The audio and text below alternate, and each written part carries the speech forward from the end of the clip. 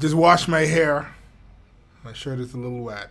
Also, it's warm in here. I was thinking about talking about Rodney Monker being appointed as a consultant. The man who, more than once, has said that Stephen A. Roker, was unsaved. He said this because I think that a man can rape his wife. Also, as a side note on marital rape, when a wife kills her husband, she isn't accused of suicide. So the thin argument that the two are one flesh, I mean, it doesn't really hold up. But if you must believe it so strongly that it has to be taken literally, the next time that your wife menstruates, you put the tampon in your orifice. Now everybody understands it's a metaphor. Okay, never mind. All right. I'm kind of disappointed because the Rodney Monker video was going to be so good and so tactful with nuance, where we dive into the question, who is allowed to contribute to make society better? Is there something that you can do that is so offensive that it poisons everything else that you do? As well as, to what extent is the caricature of the man that is Rodney Monker performative, and how dangerous is it to be sarcastic when no one knows that you're joking? However, the uncircumcised Philistine called me unsaved,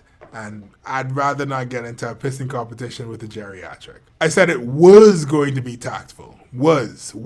A medium story that happened this week that I was thinking about talking about was, what about abortion? Because of what's happened in the U.S. with Roe v. Wade, and you know what, I get it. For the Bahamas, it seems like a big controversial topic. It really isn't. Let the government start promoting abortion tourism to people who can't have one where they live, and see how quiet the room gets with people trying to figure out, can we say anything bad about tourism? This is going to be new jobs, right? I remember when it was illegal to have a store open on Sundays, and now people in their church clothes will curse out the security guard at Super Value if they close at 3 p.m. Morality is malleable if money is involved. The reason that abortion is really illegal is, in my opinion, 10% people who think that ending life is sad and it makes them feel helpless to reflect on their own mortality.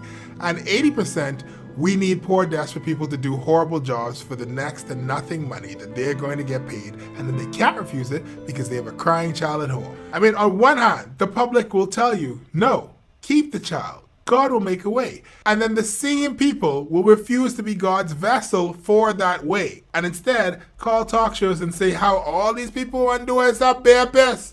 Or they just want to have a bunch of bear piss. Personally, I mean, I would love to live in a country where no one has an abortion, because they have access to free reproductive health care, and not the 50-cent condoms that y'all just give out at COB. Y'all know them children just use them for water balloons and props for the art project. Female humans should have access to birth control, from pills to having their tubes tied, without a long, complicated process. But then again, the reason why 14-year-olds can't have Plan B over the counter isn't because they made a mistake with another 14-year-old.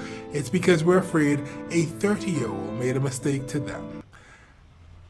We have a lot of interconnected problems to solve. I'm actually going to talk about is how, at least once a term, the question comes up if MPs have declared their assets, and inevitably the answer is maybe some.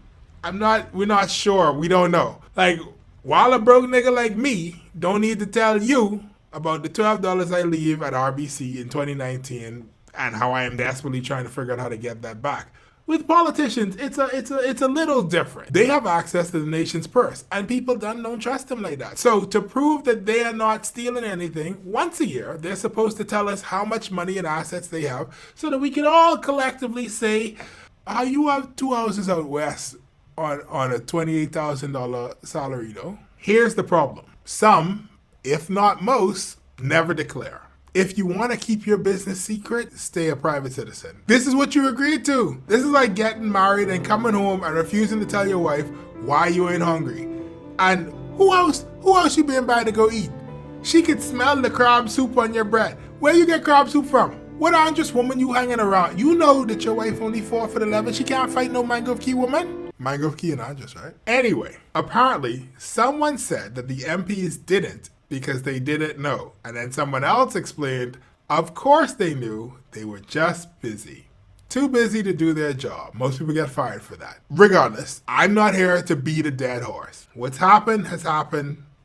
We'll move on. In other news, Customs revealed that persons have been exploiting the tax-free concessions for people in Grand Bahama and Abaco that were impacted by Hurricane Dorian. Persons have been bringing in building supplies tax-free and reselling them in New Providence, which, as you recall, is infamously not Grand Bahama or Abaco. Those persons have robbed the government, and I think that Customs should go after them because they should face the consequences of their actions. Just like the MPs who missed the deadline for declaring should pay the $10,000 fine for all the various times that they've missed. You thought I was just going to let that go like that? Of course not. I'm not demanding that they build a time machine so they could go back and submit their reports on time. I'm just saying hold them to the same standards as everyone else. Part of the reason why people feel emboldened to break the law is because the lawmakers don't respect the law themselves. Rise Bahamas wants a sex offenders registry. Now, you think the guys who won't tell us how much money